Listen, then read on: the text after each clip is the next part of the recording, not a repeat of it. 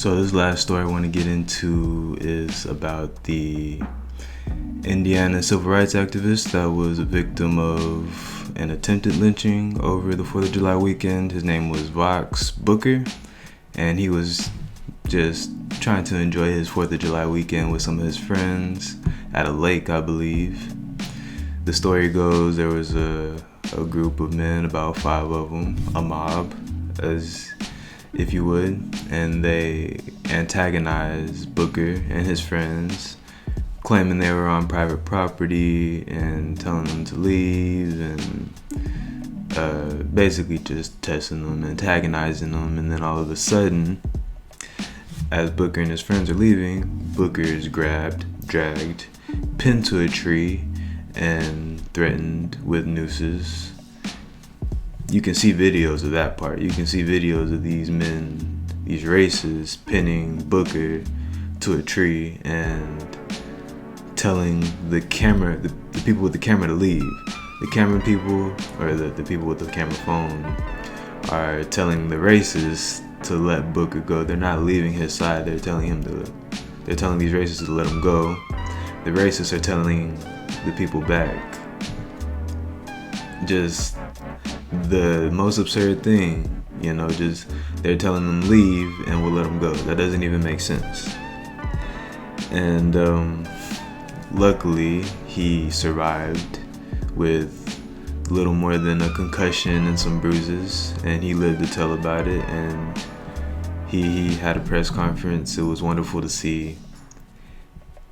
This is being investigated by the FBI as a hate crime, as it should.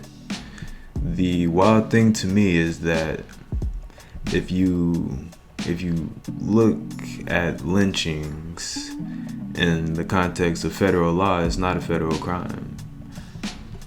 Lynching isn't a federal crime in America, given the history of what that is. And you can thank Rand Paul for that. The senator, he's the only one holding any kind of law to make that a federal crime back. His offense or his claim would be, are you just going to ruin somebody's life over some bruises? Well, we have tape of your exact example. This is the rebuttal to it. So is this not an attempted lynching? Should we not do anything to these people who premeditated an attack on this man? They grabbed him, they pinned him to a tree, and they knew what they wanted to do to him, even though they didn't get to do it. And Booker is alive today to tell the story. Does that not excuse what their intentions were?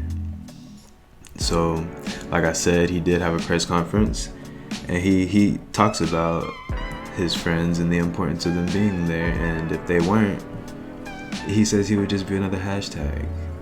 And that's such a real thing to say, because it's true. It's true. It's absolutely true. If his friends weren't there, who were white, who happened to be white, weren't videotaping, and who weren't being vocal in that situation, they didn't leave his side. If he didn't have friends like that, then who knows what could have happened to him that day on the 4th of July weekend, of all things. So let me know what you all think about this situation. Is it a hate crime? Is it an attempted lynching? Does the lynching only involve a noose? What do you all think about this situation? I'd be interested to hear.